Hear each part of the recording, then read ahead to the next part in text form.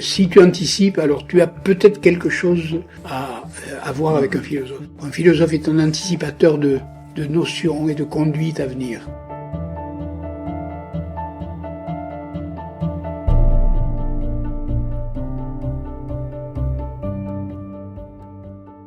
Nous avons eu l'idée d'organiser pour la première fois, donc depuis à peu près 5 ans que les rencontres existent, d'installer dans les rencontres une résidence philosophique.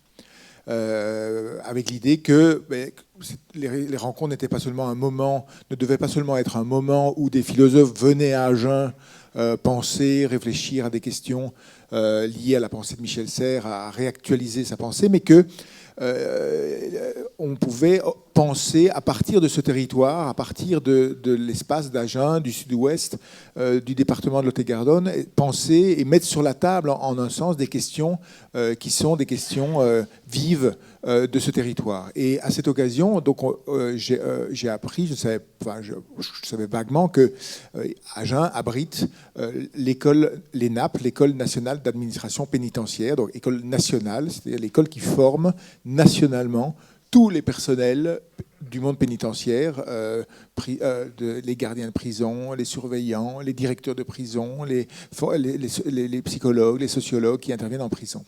Et je me suis dit, la prison, c'est quand même un espace qui donne ta pensée. Et donc j'ai proposé à Bruce Bégou, philosophe bien connu, philosophe important, par ailleurs professeur à l'université Bordeaux-Montaigne, donc un local, si je puis dire, même si sa pensée est nationale et internationale, auteur de livres de phénoménologie importants, de livres classiques, académiques, qui font autorité sur la phénoménologie, mais aussi, je dirais, c'est pour ça que je me suis dit peut-être qu'il serait partant pour cette aventure, un peu baroudeur, capable d'écrire des livres un peu en marge de ce qui se fait dans l'université, sur le quotidien, sur Las Vegas, sur le motel.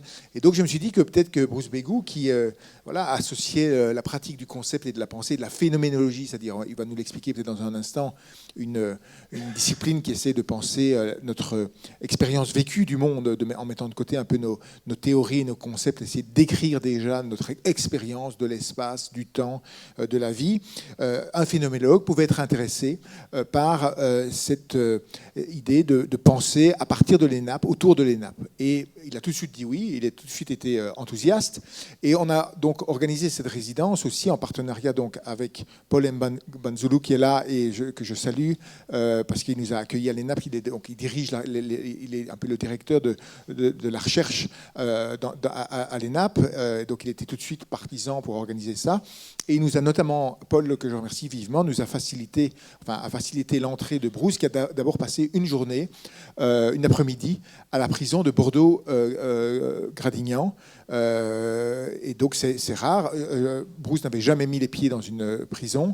Et donc il a passé une après-midi pour comprendre. On s'est dit qu'il ne pouvait pas intervenir à l'ENAP sans avoir vu la prison de l'intérieur. Et donc il a passé une après-midi le 25 septembre à la prison. Il était accueilli là. Sauf que comme j'étais journaliste, on m'a dit, pas de journaliste, vous ne pouvez pas rentrer. Bon, soit. Et 3 semaines plus tard, on a donc organisé cette journée à l'ENAP, une journée, je dois dire, assez passionnante, où on a organisé en 2 temps des workshops, c'est-à-dire avec les étudiants, on a réfléchi dans un premier temps, une première séance à la question de la peine. On les a fait réfléchir à la question de la peine à partir des travaux de Bruce Bégou. Et pour une deuxième séance l'après-midi, on a réfléchi à essayer de leur faire penser à eux-mêmes, d'écrire de manière phénoménologique la prison. Et ils ont produit donc des textes que je vous lirai tout à l'heure, qui nous ont un peu désarmés tellement ils sont puissants. Il y a des poèmes, il y a des récits, et donc où ils se projetaient, parce que tous n'ont pas encore mis les pieds, ils viennent d'arriver, ils viennent de commencer leur formation, tous n'ont pas encore mis les pieds dans une prison, d'autres y ont déjà mis les pieds, et donc ils ont travaillé par atelier. Et je dois dire que bon, voilà, c'était une aventure, c'est la première fois qu'on faisait ça, et Bruce va dire ce qu'il en pense dans un instant, mais voilà, moi ça a été vraiment, moi j'ai appris des choses sur l'ENAP, mais sur aussi ces personnels, ces désireux de rentrer dans cette aventure. Et c'était une aventure de pensée avec une rencontre, et on va donc essayer de restituer ces 2 moments et de restituer cette résidence carcérale, si je puis dire, mais très stimulante et très intéressante d'un philosophe en prison, si je puis dire. Voilà. Peut-être, premier moment, Bruce, si vous voulez bien, revenir sur cet après-midi que vous avez passé à la prison de Bordeaux-Gradignan. Racontez-nous un peu. Je crois que c'est la première fois que vous êtes allé dans une prison. Ça fait quoi d'aller dans une prison et c'était comment ? Bonjour tout le monde. Merci Martin. Alors juste avant de commencer, il faut dire que à chaque fois que Philosophie Magazine me contacte pour me proposer quelque chose, je redoute la troisième fois, parce que la première fois, c'était pour me proposer de partir dans des aéroports pendant 15 jours et de ne jamais sortir d'un aéroport, ce que j'ai fait. Je me suis livré corps et âme à cette expérience, à donner un livre publié par Philosophie Magazine. Donc là, il m'avait proposé de passer du temps dans les prisons. Donc la prochaine fois, ce sera quoi alors ? Ce sera dans une grotte, sous terre, dans un sous-marin. Donc voilà, oui, c'est... je vois bien que vous voulez m'amener comme dans des lieux clos. Voilà. Alors oui, effectivement, le 25 septembre, c'était ma première expérience carcérale. À titre de philosophe et même à titre personnel, hein, j'ai jamais eu l'occasion d'entrer dans une prison. Et je dois dire que ça n'a pas été une chose facile. Même, je pense que le soir, quand je rentrais chez moi, j'étais encore un peu bouleversé par cette expérience.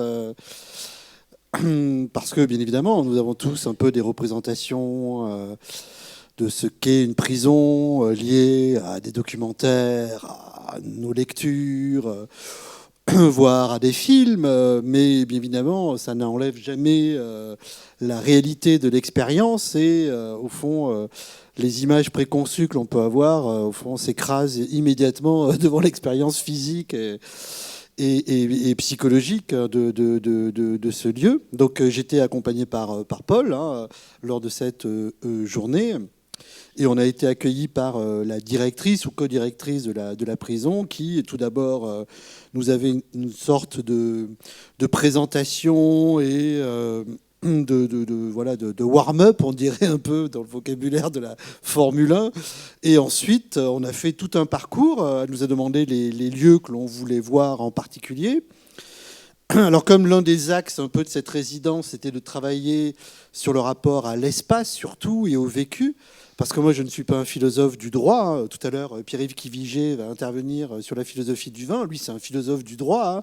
Donc il aurait peut-être eu des choses à dire sur la prison. Moi, je ne suis pas du tout un philosophe du droit, ni de la politique, etc. Mon travail, c'est plutôt, je dirais, en gros, plutôt de la métaphysique, hein, ou l'espace, enfin la relation à l'espace. Donc moi, mes demandes ont été à cette directrice plutôt de visiter différents types de lieux. Alors, si vous ne le savez pas, à Gradignan, en fait, il y a deux prisons. L'ancienne, qui va bientôt fermer, qui a été construite, je crois, en 1967, enfin, l'année où je suis né, et la nouvelle, le nouveau bâtiment, qui n'est pas encore totalement achevé, puisqu'une deuxième partie va être livrée l'an prochain.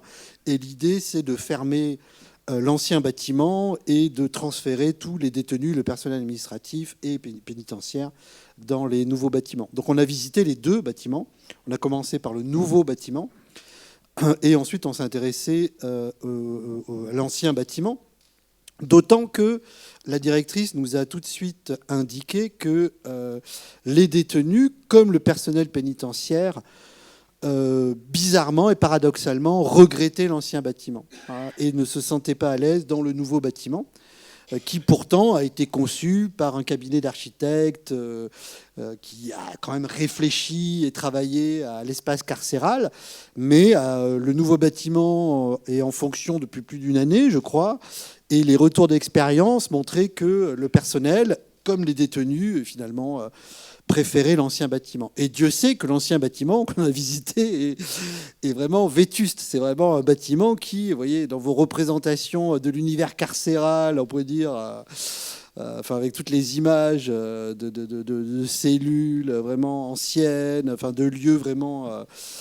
asphyxiant, etc. C'est vraiment l'image que l'on s'en fait. Alors ça m'a déjà frappé quand elle m'a dit cela, c'est-à-dire que ce nouveau bâtiment qui effectivement est beaucoup plus fonctionnel, en un sens beaucoup plus aéré, parce que l'ancien bâtiment, en gros, c'est une barre d'immeubles avec différents étages. Au rez-de-chaussée, vous avez tout le personnel administratif, et puis aux étages, vous avez les cellules. Et c'est vraiment un bâtiment comme on en a construit dans l'après-guerre, la barre d'immeubles, etc. Alors que le nouveau bâtiment, il y a plusieurs bâtiments. C'est d'un style que je qualifierais au fond d'ibis budget, vous voyez, un peu genre hôtel un peu low cost. D'ailleurs, dans les matériaux comme dans le choix des couleurs, etc. Donc, alors forcément, c'est plus propre, c'est plus fonctionnel, mais effectivement, c'est d'une qualité architecturale quand même assez minimale. Et puis, le problème qui est apparu, c'est que, au fond, l'une des grandes prérogatives du nouveau bâtiment, c'était la sécurité du personnel et en fait des dispositifs anti-émeutes. Donc en fait, ils ont cloisonné différents espaces pour faire que s'il y a un problème dans un espace, on ferme cet espace et il n'y ait pas une propagation faite des difficultés à tout le bâtiment. Le problème, c'est qu'en fermant ces espaces, les personnels eux-mêmes se sentent enfermés puisqu'ils passent d'espace en espace et ils n'ont plus de communication ni avec leurs collègues ni avec l'autour de la prison. Donc en fait, même le personnel se sent presque plus inquiet finalement dans le nouveau bâtiment que dans l'ancien, parce que dans l'ancien, en fait, les coursives communiquent. Et donc, si vous avez un problème au 3e étage, vous pouvez appeler des collègues au 2e ou au 4e, etc. Et vous ne vous sentez pas isolé. Alors que là, ce nouveau bâtiment, qui est un bâtiment, on pourrait dire, un peu style poupée russe, d'emboîtement de lieux, fait que quand vous êtes dans un espace, cet espace est relativement clos. Et si vous avez un problème dans cet espace, en fait, vous n'avez pas de communication visuelle, ni par la voix, avec d'autres espaces. Donc finalement, cette nouvelle architecture carcérale, dont je ne suis pas le spécialiste, mais semblait quand même poser des problèmes. Alors effectivement, on a visité différents lieux. Alors d'emblée, elle nous a indiqué quand même qu'il y avait tout un nouveau bâtiment qui était en fait un bâtiment fait d'appartements ou d'espaces de rencontre fait pour les familles en fait. Parce qu'à Gradignan, il y a tout un pavillon aussi pour les femmes. Donc certaines ont des enfants, certaines même accouchent en prison. Et donc ils ont créé un bâtiment où il y a des appartements où les détenus peuvent recevoir leur famille pour 2-3 jours et vivre en famille dans ces appartements. C'est le bâtiment, le premier que l'on voit, le plus flambant neuf et je dirais le plus intéressant du point de vue de la qualité architecturale. Mais il n'est pas en fonction puisque par restriction budgétaire, il n'y a pas assez de personnel pour le faire fonctionner. Il faut savoir qu'à Gradignan, la prison est faite pour 600, 700 détenus et ils sont 1200. Donc en gros, les cellules sont faites pour 2 tiers des cellules sont remplies par 3 personnes et la 3e personne dort sur un matelas au sol. Et on a visité ces cellules et je peux vous assurer qu'elles ne sont pas grandes et qu'elles ne sont pas véritablement accueillantes. Et ça m'a fait d'ailleurs sourire parce qu'au même moment, si vous voulez, il y avait quand même une actualité, des polémiques sur la prison et sur la prison Club Med, etc., ou sur une prison qui serait vraiment un lieu ignoble pour certains types de personnalités, vous voyez. Parce qu'un ami de notre ancien président a dit que ce n'est pas des lieux qui s'étaient faits pour eux. Alors, je ne sais pas qui l'entendait pour eux, mais de fait, je veux bien le croire. Ce n'est pas du tout un espace accueillant et bienveillant. Et donc, je ne souhaite à personne d'aller en prison. D'ailleurs, je ne suis même pas sûr que la prison, comme elle existe, soit véritablement un lieu idoine pour la réparation d'une faute, etc. Donc j'étais vraiment frappé et bouleversé par... La première chose qui m'a vraiment frappé, je dirais, c'est le silence et la solitude, en fait. Parce qu'on s'est promené... Comme il y a différents espaces, il y a des grandes cours pour aller d'un espace à l'autre. Et en fait, la plupart du temps, Paul et moi et la directrice, nous étions seuls dans ces espaces-là. Alors, de temps en temps, il y avait du personnel pénitentiaire qui accompagnait un ou une détenue à telle activité, enfin, parce qu'il y a différents types d'activités. Alors il faut savoir que ces activités, là aussi, c'est pas le Club Med. Par exemple, le gymnase, pour les activités sportives, en fait, les détenus doivent s'inscrire à l'avance. La liste est extrêmement longue. Donc, il n'est pas sûr que même dans la semaine, ils puissent accéder au gymnase, ne serait-ce que pour 1 heure. Donc, vous avez 2 heures de cours par jour. Le reste du temps, vous êtes dans votre chambre. Donc, effectivement, différents types d'activités sont proposés, ou différents services. Ça peut être l'infirmerie, etc. Mais à chaque fois, vous êtes accompagné par un garde. Et nous, lorsque nous nous sommes promenés dans les prisons, alors il faut dire qu'une partie des détenus était en promenade, ce qu'on appelle la promenade, qui est quand même un mot quand même assez... c'est une sorte toujours d'ironie et d'euphémisme, etc. Parce que les cours sont très petites. Et alors, promenade, pour nous, c'est associé aux rêveries du promeneur solitaire, vous voyez, de Rousseau, etc. Alors là, j'avoue que vous vous promenez pas dans ces lieux-là. Enfin, c'est assez exigu. Et donc, il y a plus d'une centaine de détenus dans ce lieu. Donc, c'est pas vraiment un lieu de promenade. Mais disons que la plupart étaient dans ces cours. Et donc, nous avons visité quand même des lieux relativement vides. Et donc, cette vacuité renforce le sentiment quand même d'extrême solitude et aussi un peu d'insécurité d'une certaine manière, quoi. Et là, ce qui m'a frappé aussi, et un peu choqué, je dois dire, c'est que donc on était accompagné d'une directrice fort bienveillante, fort compétente sans doute, une dame de 45 ans, etc., qui nous a raconté son parcours. Et quand nous avons visité les lieux, notamment les étages avec les cellules, les alignements de cellules, etc. Donc elle nous a proposé de visiter des cellules. Donc on a accepté. Mais alors elle rentre directement dans la cellule sans prévenir le détenu. Donc en fait elle prend ses clés, hop, elle ouvre et elle dit bonjour, voilà, il y a des visiteurs, est-ce que vous pouvez sortir ? Et pareil pour les douches, il y avait 2 jeunes garçons qui étaient dans les douches. Bon, ils n'étaient pas nus, ils venaient de prendre leur douche. Mais la directrice a ouvert carrément les douches comme ça, sans les prévenir. Et ce qui m'a frappé, c'est que lors de ce un peu warm-up, cette discussion, elle nous avait fait tout un discours humaniste sur toutes les prérogatives qu'elle devait suivre, etc. Et en fait, moi, ça m'a frappé. Enfin, c'est pas que j'attache une importance extrême à la politesse, etc. Enfin, je serais pas, un minimum, quoi. Mais là, ça m'a frappé, de rentrer comme ça dans une cellule, c'est leur seul espace, etc. En plus, on ne frappe même pas, on entre et puis on leur dit de sortir et que moi j'étais même gêné parce que j'aurais dit non mais attendez, je ne vais pas rentrer comme ça dans votre intimité.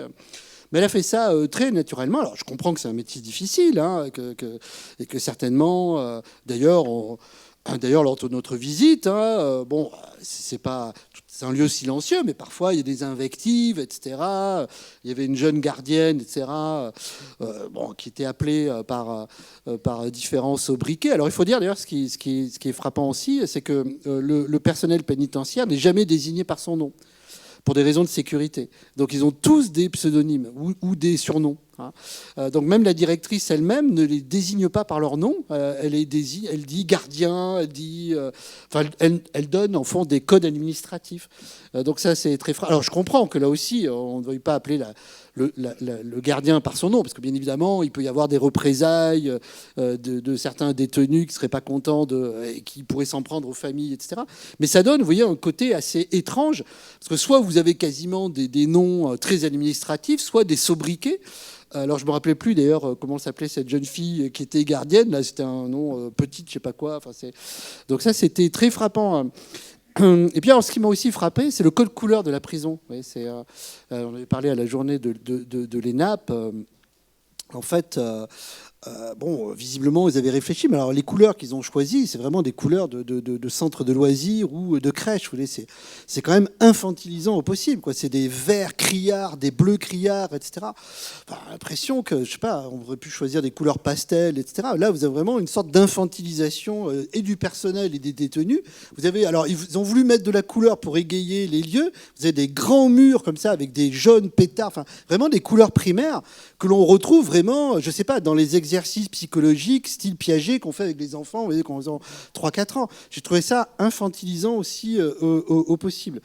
Donc voilà un peu. Alors, on a visité ce lieu, puis ensuite on est allé dans l'ancienne prison, qui là, effectivement, alors, ressemble aux prisons que l'on voit dans les polars français des années 70. Vous voyez, là, vraiment, c'est la prison à l'ancienne, avec vraiment des murs écaillés, vraiment des bruits de clés, de portes, etc. Donc, mais visiblement, tout le personnel trouve un certain attachement à ces lieux. Alors, bien évidemment, pour moi qui ai réfléchi au quotidien, à la quotidienneté et à l'habitude, etc., ça m'a aussi justement un peu renforcé dans l'idée que, bien évidemment, l'habituation est un principe très fort. Parce que vous voyez, même ces lieux nouveaux, fonctionnels, etc., on met très longtemps, même si on voit certains avantages fonctionnalistes à ces lieux, les gens mettent beaucoup de temps avant de se les approprier, de se sentir chez eux dans ces lieux. Et l'ancien bâtiment qui est vraiment vétuste et au contraire, et les détenus, comme le personnel pénitentiaire, ils sont attachés. Donc voilà un peu mes premières impressions, mais après on pourra peut-être affiner. Alors, merci de cette restitution. Je serais curieux de vous interroger à la fois sur la description de la prison intéressante, c'est-à-dire comme un espace, je retiens l'idée, c'est un espace à la fois étrangement où le commun est cloisonné, et où le privé est exposé. C'est-à-dire que nous, on vit dans des espaces ici, ça n'aurait pas de sens que cette conférence où on soit chacun dans des cloisons. On a d'ailleurs vu au musée que eux, au début du siècle, quand les prisonniers allaient en cours, ils étaient enfermés dans des petites cloisons. C'est comme si chacun était encloisonné. Donc notre espace commun, il est ouvert, et nos espaces privés, il est scellé. Là, ce que vous dites, c'est que c'est l'inverse. C'est-à-dire qu'il y a des cloisons partout dans les espaces de circulation, et les cellules qui sont censées des espaces de retrait, d'enfermement, sont ouverts au dehors. On peut entrer du dehors, pas du dedans, mais du dehors, on peut entrer. Donc il y a une sorte de retournement de l'expérience espace. Et c'est là-dessus que je voulais vous interroger. C'était, vous qui êtes un penseur de l'espace, au-delà de la question de la prison, est-ce que cette visite vous a apporté quelque chose dans la pensée, la réflexion, la théorie ou la formalisation que vous faites de la question de l'espace ? Ah oui, ça m'a titillé sous certains aspects de mon travail sur l'espace, notamment, j'avais écrit une sorte de roman philosophique qui s'appelait Le Parc, et qui était au fond sur une sorte de parc d'attractions, mais qui est en même temps un camp de concentration où les gens sont littéralement enfermés pour s'amuser dedans. Et à l'arrière-plan de ce travail, il y avait toute une réflexion inspirée de Foucault, Sloterdijk, sur le rapport en fait entre le clos et l'ouvert, le fini et l'infini. Et je développais plutôt l'idée quand même d'une peur de l'infini et d'un caractère plutôt rassurant du fini. Un peu dans l'idée bachelardienne, si vous voulez, dans les rêveries, dans son texte sur la Terre et les rêveries du repos, sur le fait de la niche, du nid, etc., comme espace rassurant. Mais bien évidemment, là, j'ai été confronté à des espaces clos plutôt étouffants, inquiétants, d'autant que, comme vous l'indiquez, ce sont des espaces clos ouverts au regard. Alors, l'œilleton fait que, bien évidemment, à chaque instant, le gardien peut voir ce qui se passe en prison, notamment parce que certains détenus peuvent attenter à leur vie, mettre le feu. Lorsqu'on a visité les nappes, on a eu un exercice d'intervention dans une cellule du personnel pénitentiaire qui est formé à intervenir dans les cellules s'il y a un feu. Et la personne qui faisait cette formation nous a indiqué qu'il y avait à peu près 3-4 feux de cellules par jour en France dans les prisons. C'est-à-dire de détenus qui mettent le feu à leurs affaires, en fait, qui, pour protester, mais même par ras-le-bol et même par aspect suicidaire, si vous voulez. Et donc, ils sont formés. Donc, nous-mêmes, on est rentrés dans cette cellule. Très impressionnant. Oui, très impressionnant, avec un bruit, la fumée, etc. Et ils sont formés à intervenir. Donc, bien évidemment, l'ouverture est faite aussi pour ça, pour des raisons de sécurité, et comme les détenus peuvent attenter à leur vie, pour intervenir, etc. Mais effectivement, ce sont des espaces extrêmement clos. Je vous dis, ça fait 9 mètres carrés. Donc en gros, vous rentrez, vous avez un tout petit sas. Mais alors j'ai été frappé, parce qu'on en a visité 3, c'est extrêmement bien rangé. Enfin, si mon fils rangeait sa chambre comme les détenus rangent leurs cellules, je serais le plus ravi des hommes. Hein. Mais c'est vraiment... Il y a une sorte de maximalisation de l'espace qui est impressionnante. Surtout qu'ils sont 2 à 3.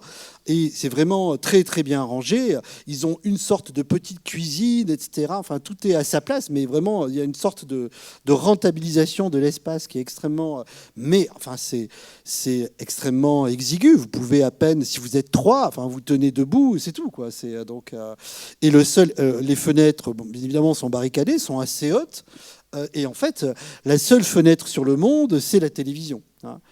Comme il n'y a pas de téléphone portable, la seule fenêtre sur le monde, c'est la télévision, qui est une sorte, vous voyez, pareil, quand je faisais le parallèle avec Ibis Budget, c'est une petite télévision là, dans l'angle d'un mur, etc. Donc oui, il y a un rapport entre le fini et l'infini. Alors vous me direz, mais il y a quand même, ce qui m'a frappé aussi, c'est que, bien évidemment, pour nous, l'infini, c'est l'horizon, hein, notamment l'horizon du ciel. Et alors là, le ciel à Gradignan est d'emblée maillé par un treillis de filins, hein, pour éviter les drones, pour éviter les hélicoptères, etc. Et donc finalement, le seul espace de respiration ou d'ouverture vers l'horizon lui-même est presque barricadé, ce qui donne vraiment une impression, là aussi, assez étrange. D'autant qu'à Gradignan, quand vous rentrez, en fait, vous avez vraiment l'impression de rentrer dans une résidence, vous voyez, bon, de banlieue, pas cossue, mais classe moyenne, de n'importe quelle ville. Il pourrait mettre un nom, genre résidence, je sais pas quoi, Beau Soleil, etc. On n'y verrait que du feu. Donc l'entrée est relativement banale. Hein.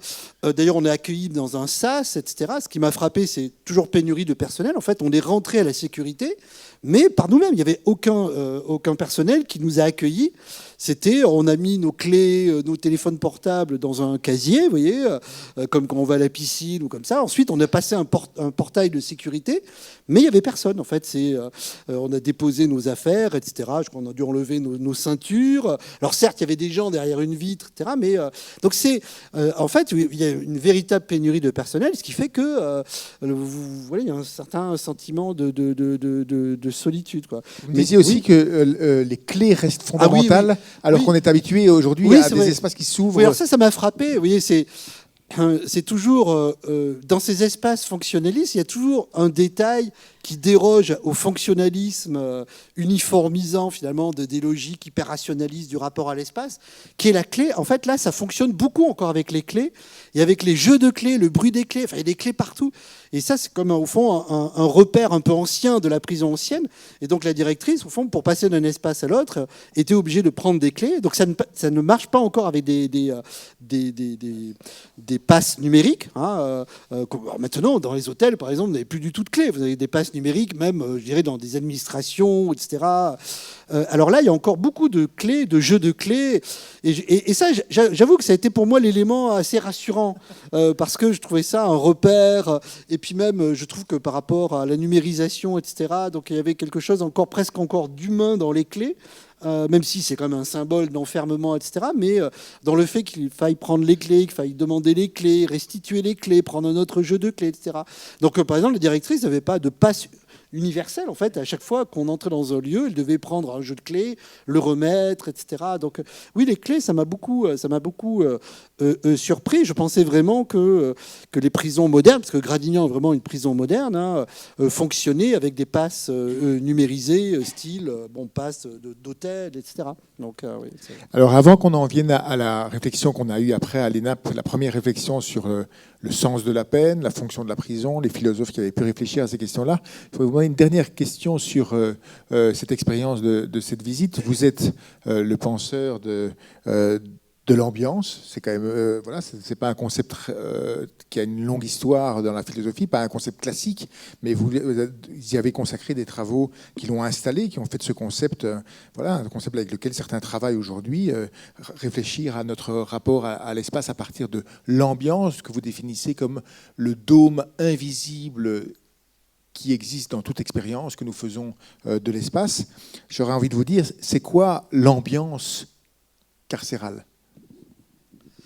Bah, tout dépend, je dirais, de la position que l'on occupe quand même dans la prison. Hein. entre moi, simple visiteur, le détenu, le personnel administratif, la directrice.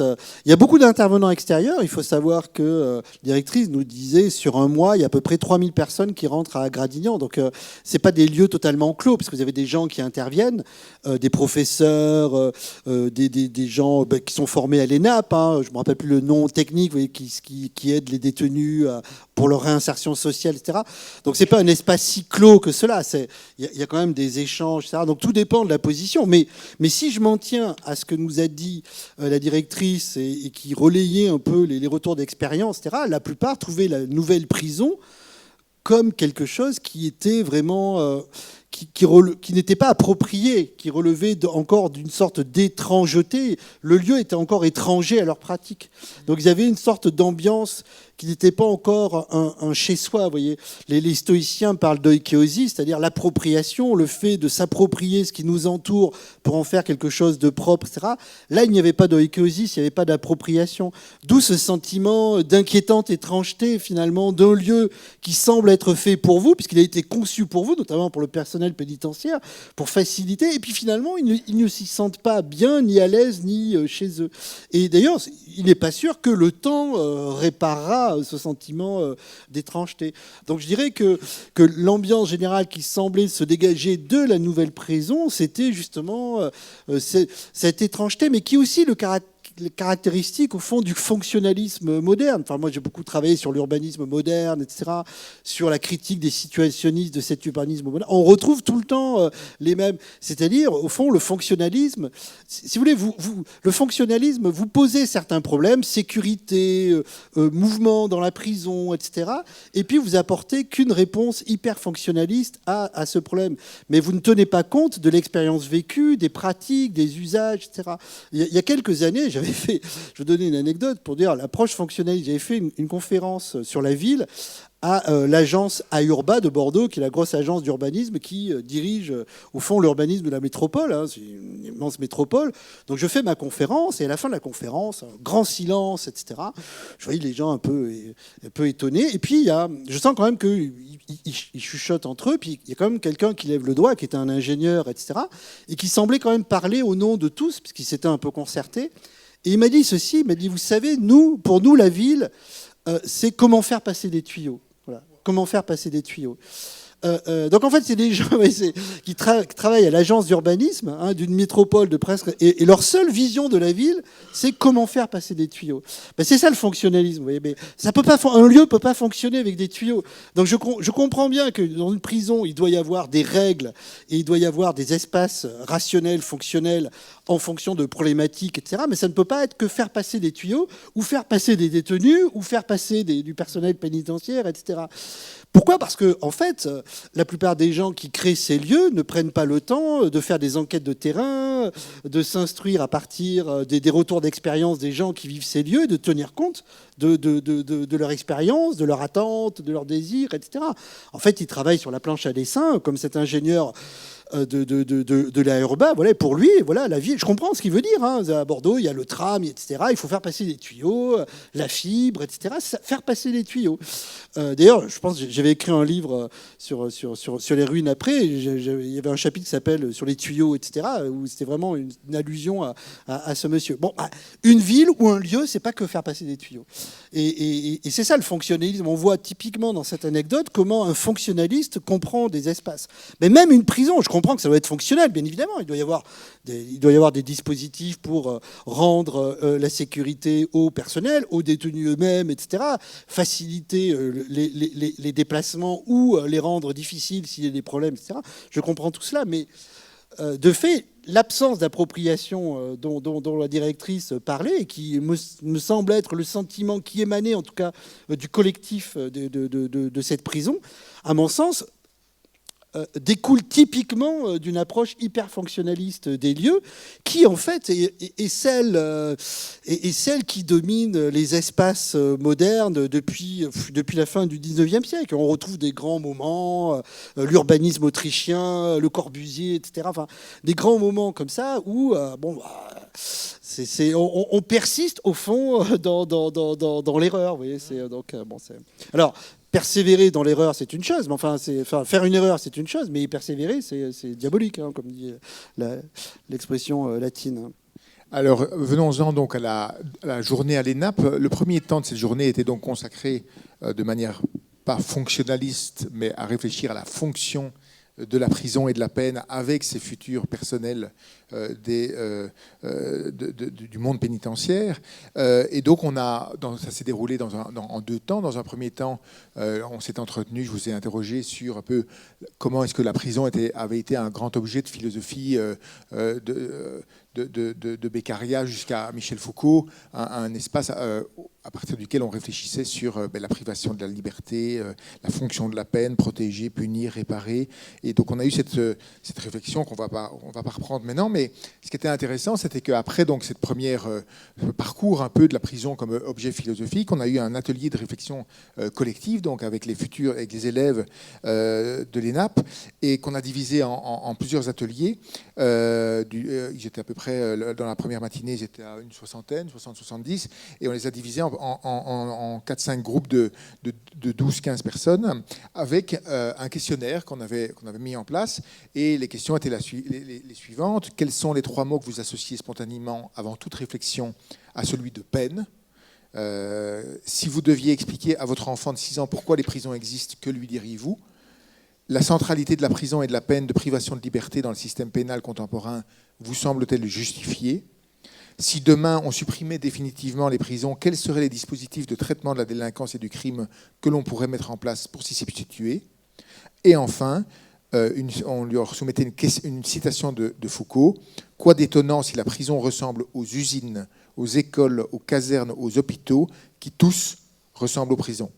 Que vous inspire cette réflexion ? Et voilà, donc ils ont répondu collectivement, ils ont eu des petits ateliers de réflexion. Moi j'ai trouvé ça stimulant. Qu'est-ce que vous avez pensé de cette première matinée et de cette rencontre avec avec des futurs élèves qui étaient à la fois très motivés, contents aussi d'être brassés parce qu'ils sont dans des années un peu différentes. Il y en a certains qui sont en fin de parcours, il y en a certains qui arrivent. On a par ailleurs participé à midi, c'était assez impressionnant, à une levée de drapeau pour accueillir la nouvelle cohorte des étudiants qui arrivaient sur ce campus, qui est à la fois un campus ouvert, mais depuis les attentats de 2015, qui était entièrement barricadé, et donc il fait en même temps très étrange. C'était un campus, ça s'est voulu comme un campus ouvert, mais entièrement barricadé, avec quasiment des barbelés tout autour. Comment est-ce que vous décririez l'ambiance de l'ENAP ? Moi, j'ai été très frappé par la grande qualité des réponses, des interrogations, des réflexions qui nous ont été proposées par les élèves de cette école. Hein. Plutôt quelqu'un qui, disons, quand il regarde l'avenir, est plutôt relativement pessimiste.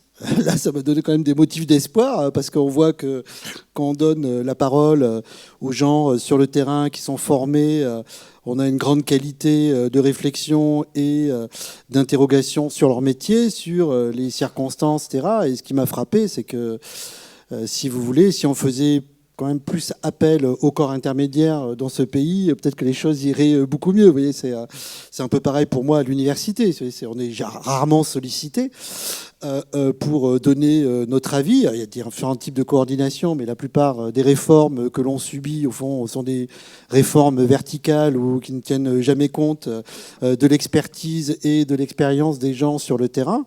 Là, pareil, hein, quand on prend le temps d'écouter, de travailler avec les gens sur le terrain qui sont formés dans des institutions pour réfléchir à leur métier, à leurs conditions et à ce qu'ils peuvent faire, etc., on s'aperçoit qu'il y a une grande intelligence collective et que c'est des gens qui sont beaucoup plus nuancés sur la prison que les discours que l'on peut entendre, je dirais, j'ai envie de dire, là-haut, qui sont totalement déconnectés de la réalité et qui sont des discours purement idéologiques et qui ne répondent à aucun des problèmes, mais qui, au fond, utilisent un vocabulaire stéréotypé pour parler d'expériences qu'ils ne connaissent pas. Enfin, visiblement, un certain va mieux la connaître, en train de mieux la connaître, mais donc voilà, ce qui m'a frappé, c'est l'extrême décalage entre un discours médiatico-politique totalement voilà, déconnecté de la réalité, et le fait que lorsque on donne la parole à des gens, et à l'ENAP, c'est des gens de différents horizons, parce qu'il y a du personnel pénitentiaire, des gardiens, des gens qui travaillent plutôt dans le social, du personnel administratif, etc. Où là, il y avait quand même, je dirais une grande intelligence collective. Il y a juste une réflexion qui nous a fait rire, hein, parce qu'à un moment donné, il y a quelqu'un qui a proposé le retour du bagne, etc. Et tout le monde a rigolé, comme si c'était tout à fait... Mais il faut dire que j'ai entendu dernièrement des hommes politiques proposer cette solution. Donc voilà, ce qui m'a vraiment frappé, c'est ça. C'est-à-dire que quand on prend le temps, et c'est un problème majeur dans notre démocratie, je dirais, quand on prend le temps de faire un travail démocratique au plus proche des gens, au plus proche des gens qui travaillent dans des institutions, d'ailleurs politiques, style mairie, etc., mais dans des institutions universitaires, locales, comme l'ENAP, etc., là on s'aperçoit qu'il y a des gens qui ne racontent pas des fariboles pour des raisons idéologiques ou autres, qui sont sur le terrain, qui travaillent, qui se posent des bonnes questions, qui y répondent. Et donc moi, ça m'a vraiment rassuré. Autant le retour de Gradignan m'avait bouleversé, autant là, je suis plutôt sorti ravigoré par ce que j'ai entendu. Hein. Alors je vois que vous avez votre questionnaire, oui, donc je voudrais... oui, j'ai amené mon questionnaire, j'ai amené mes réponses. Voilà, tout. que vous entendre sur vos réponses à vous. Donc eux ont formulé des réponses en effet très nuancées, très, très conscients de la difficulté de tous les problèmes que l'enfermement crée, et en même temps de la difficulté des solutions intermédiaires, des solutions alternatives, même si elles sont évidemment nécessaires. Je voudrais entendre vos réponses. Donc à la question 1, quels sont les 3 mots que vous associez spontanément, avant toute réflexion, à celui de peine, Bruce Bégou? Alors moi j'avais noté d'abord la douleur, la tristesse, et en troisième la punition. Donc vous voyez, je suis vraiment parti d'abord... mais alors, l'une des consignes d'ailleurs, c'était de répondre spontanément sans réfléchir, parce que donc pour moi, la peine, mais évidemment, c'est le contraire du plaisir. Donc d'emblée, quand j'entends le mot peine, j'entends d'abord la douleur, la tristesse, et dans un troisième temps seulement, la peine en tant que punition. Ce qui était d'ailleurs un peu le cas globalement mais un peu dans l'autre sens. Oui, un peu dans l'autre sens. Ouais. Oui, mais forcément, pour eux, ils travaillent dans cet univers-là, et donc forcément, pour eux, la peine, c'est d'abord les conditions de réalisation de la peine dans un cadre juridique, carcéral ou autre. Donc, tout à fait. Alors, deuxième question, si vous deviez expliquer à votre enfant de 6 ans pourquoi les prisons existent, que lui diriez-vous? J'en ai un qui plus âgé, oui, là, il a 11 ans. Là. Enfin, j'en ai une grande et un qui a 11 ans, donc... moi j'avais mis que malheureusement jusqu'à présent nous n'avons pas réussi à inventer d'autres dispositifs pour empêcher certaines personnes de faire du mal à d'autres personnes. Voilà. Donc, c'est ça. Tout dépend le type de peine aussi, tout dépend parce que à Gradignan, par exemple, la directrice nous a dit que donc c'est une maison d'arrêt. Donc c'est pas donc une maison d'arrêt, ça veut dire que ce sont des gens qui sont là en attente de leur jugement ou qui sont là en attente d'un transfert dans une autre prison. La durée moyenne de la peine à Gradignan est de 8 mois. Donc vous voyez, c'est pas 8 mois d'attente. Non, 8 mois de peine. 8 mois leur temps de passage à Gradignan. Donc certains, ça veut dire que certains sont condamnés juste pour 12 mois. 20 mois. Donc en moyenne, c'est 8 mois. Donc c'est pas donc c'est un temps relativement court. Donc je suppose que c'est pas de la délinquance ou de la violence, c'est pas des homicides ou autre à Gradignan, sauf exception, quoi. Donc bien évidemment, tout dépend de la peine. Bien sûr. Pourquoi les prisons existent? Là, moi j'ai pris le cas où il s'agit vraiment de personnes qui pourraient bien évidemment présenter un danger pour la collectivité. Bien sûr. Je lis là, je l'aime bien celle-là, une des réponses au questionnaire. Endroit où on place les... Donc c'est une réponse à un enfant de 6 ans. Endroit où on place les gens pour les punir quand ils ont fait de grosses bêtises. C'est vrai que le terme grosse bêtise revenait souvent. Ouais. Alors, troisième question, la centralité... Certains en font des grosses bêtises, effectivement. Ouais. La centralité de la peine et de la peine de privation de liberté dans le système pénal contemporain vous semble-t-elle justifiée et pourquoi? Qu'avez-vous répondu? Moi, j'ai mis tout dépend le type de délit, et que c'est un peu la même réponse. Pour les actes violents, c'est difficile de ne pas priver les personnes violentes ou susceptibles de l'être de la possibilité de se déplacer librement et donc d'être un souci ou un danger potentiel pour les autres personnes. Mais Encore une fois, je ne suis pas sûr qu'à Gradignan, la plupart des délits soient des délits de violence. Donc, alors bien sûr, on ne savait pas, parce que bien évidemment, il y a une sorte de secret. Donc la directrice ne nous a pas dit. Par exemple, on a visité 2-3 prisons, on a rencontré des détenus, etc. Mais on ne savait pas. Les cellules, vous voulez dire? Les cellules, pardon. Ouais. On ne savait pas les raisons pour lesquelles les détenus étaient là. Heureusement d'ailleurs. Quatrième question, si demain on supprimait définitivement les prisons, quels seraient les dispositifs de traitement de la délinquance et du crime que l'on pourrait mettre en place pour s'y substituer? Proposez-en 3 par ordre de préférence. Quelles sont vos propositions de réforme? La prévention sociale, parce qu'on en parle assez peu, mais évidemment, si les gens commettent des délits, ils ne les commettent pas spontanément, parce qu'ils sont naturellement déterminés à les commettre. Ils les commettent parce que et finalement, il y a des conditions sociales qui induisent le fait qu'ils vont être plus susceptibles de les commettre que de ne pas commettre. Pour éviter qu'ils en commettent plus, sans doute faut-il travailler sur les raisons sociales qui créent les conditions propices au fait qu'ils commettent des crimes ou pas. Ensuite, bien évidemment, c'est pas forcément... il y a le type de surveillance électronique, qui bien évidemment permettrait d'éviter les prisons, mais c'est là aussi à manier avec des pincettes. Parce que est-ce que c'est une surveillance électronique de type préventive ou de type réparatrice? Donc là, bien évidemment. Et puis moi, j'avais mis aussi que la plupart, au fond, des peines soient transformées en travail d'utilité collective pour des collectifs sociaux. Voilà. D'accord. Et alors la cinquième proposition, on leur citait une formule de Michel Foucault: quoi d'étonnant si la prison ressemble aux usines, aux écoles, aux casernes, aux hôpitaux, qui tous ressemblent aux prisons. Est-ce que vous partagez cette vision un peu disciplinaire de nos institutions? Là, forcément, ma réponse, ayant travaillé sur ces questions, même si je ne suis pas un spécialiste de Foucault, mais enfin, j'ai quand même lu ses travaux et d'autres travaux sur ce qu'on a appelé le grand enfermement. Oui, c'est un fait avéré que Foucault a remarqué et qui implique, au fond, dès la formation de l'État centralisé français, en fait, dès la monarchie, ce mouvement de transformation architecturale et de mise en demeure, et même à demeure, au fond. Donc, effectivement, même architecturalement, on le voit, les anciennes prisons, les anciens lycées, les anciens hôpitaux, tout cela reflète un même style architectural qui, sans doute, témoigne d'un certain type de réponse à apporter à ces problèmes. D'autant que, me semble-t-il, la grande nouveauté, finalement, que Foucault évoque d'ailleurs dans les cours au Collège de France, c'est la massification. C'est-à-dire que, disons, au XVIIe siècle, vous avez encore une Europe dont la population ne croît pas. Enfin, pendant longtemps, la population européenne n'a pas cru. À la fin du XVIIIe et surtout au XIXe siècle, vous avez une expansion démographique énorme.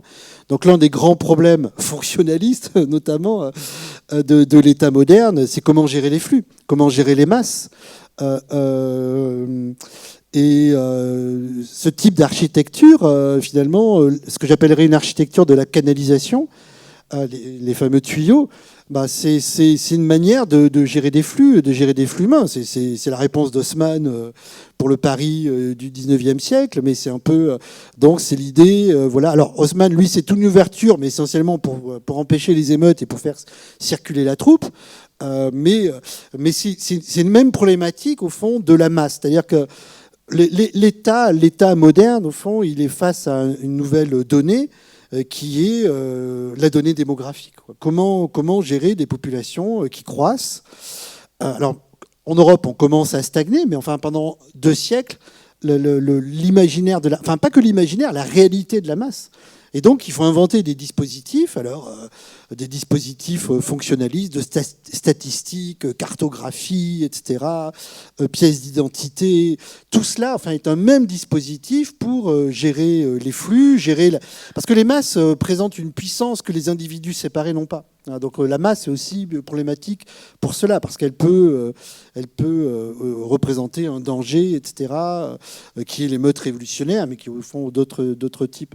Donc ça a beaucoup intéressé l'État moderne, et puis aussi, je dirais, beaucoup de penseurs, hein, Le Bon, Canetti, Ortega y Gasset, etc., Hermann Broch, enfin, beaucoup de penseurs de la fin du 19e et du début du 20e siècle ont beaucoup écrit sur la masse. Canetti notamment, mais ses puissances, hein, un livre extraordinaire, je vous recommande la lecture, le livre sans aucune note, un livre de philosophie, il n'y a pas une seule note, etc. C'est qu'un texte comme ça, comme un bloc impressionnant d'intelligence. Et donc voilà, le dispositif architectural que remarque Foucault, c'est même plus qu'un dispositif architectural, c'est un dispositif d'État. Comment organiser, au fond, une société où vous avez une puissance démographique et donc de nouvelles populations dont vous ne connaissez pas encore la puissance, et il faut canaliser cette puissance. Hein. Alors, il y a différents dispositifs, hein, même des dispositifs comme le divertissement, etc. Donc, ce sont des formes de canalisation de la puissance. Mais vous avez aussi des dispositifs physiques, architecturaux, etc. Donc la prison, bien évidemment, l'isolement, c'est fait pour éviter le fait que les détenus puissent se rassembler et représenter un danger en étant plusieurs et non pas en étant un isolé. Quoi. Donc, Moi, une chose qui m'a frappé dans cette visite et qui remet un peu en question la symétrie qu'établit Foucault entre toutes les institutions de la modernité, usines, écoles, casernes, hôpitaux. Et je me suis dit, au terme de la journée de l'ENAP, justement, et de la qualité et de ses futurs personnels, je me suis dit, dans le fond, on pense toujours la prison pour les prisonniers en fonction de manière fonctionnelle, c'est-à-dire c'est pour les prisonniers. Et on pense jamais que c'est l'espace de travail de tous ces personnels. Il me semble que l'école, il y a les professeurs et les élèves, chacun a une mission différente, mais je dirais que l'espace dédié aux élèves n'est pas un calvaire pour les professeurs. De même l'université, l'usine c'est peut-être un peu différent, mais il me semble que la prison, c'est un espace où ceux qu'on enferme embarquent avec eux dans l'enfermement les personnels. Et ça, en fait, là, on ne pense jamais à la prison du point de vue comme on ne pensait pas au bourreau à l'époque de la peine de mort. Mais on ne pense pas à la prison du point de vue de ceux qui y travaillent. Or, leur travail est peut-être la condition qui permettrait à la prison un travail bénéfique. La qualité de leur travail permettrait à la prison d'être plus fonctionnelle, en réalité. Alors, il faut savoir d'ailleurs que le personnel pénitentiaire, surtout les gardiens, ont une origine assez spécifique, parce qu'on a été frappé à l'ENAP du fait que, je ne sais pas les proportions exactes, peut-être Paul me corrigera, mais beaucoup de gens qui sont en formation... 40% d'ultramarins, je crois, c'est ça? Oui, c'est ça. Ils viennent des départements... 33, mais c'est beaucoup plus. Mais beaucoup viennent des départements d'outre-mer. Et qu'on a visité Gradignan, d'ailleurs, la plupart aussi étaient... Alors, beaucoup maintenant, Tahiti, etc., c'est moins les Caraïbes et tout, mais Nouvelle-Calédonie, tout ça, donc ça aussi, c'est... et alors, pour eux, à mon sens, il doit y avoir aussi un double enfermement, c'est-à-dire dans la métropole et l'éloignement de chez eux et l'éloignement aussi ou l'enfermement renforcé dans l'espace pénitentiaire. Mais oui, vous avez tout à fait raison. Hein, c'est d'où, à mon sens, l'intérêt de faire un travail de terrain comme on a fait, et qui devrait être même fait chaque mois. Il devrait y avoir des cycles, etc., pour qu'il y ait des retours d'expérience, pour qu'on fasse remonter la parole, etc., de ces individus, et qu'on en tienne compte. Parce qu'il ne s'agit pas simplement de faire des cahiers de doléances. On en a vu des formidables avec le mouvement des Gilets jaunes qui visiblement sont en train de croupir dans des hangars je ne sais pas où. Donc là encore, c'est très bien de faire ce travail-là, mais encore faut-il qu'il ait une incidence réelle sur la manière dont on travaille ensuite au niveau le plus haut, c'est-à-dire dans l'administration, dans l'organisation de ces espaces-là, etc. Mais oui, bien évidemment, je dirais que...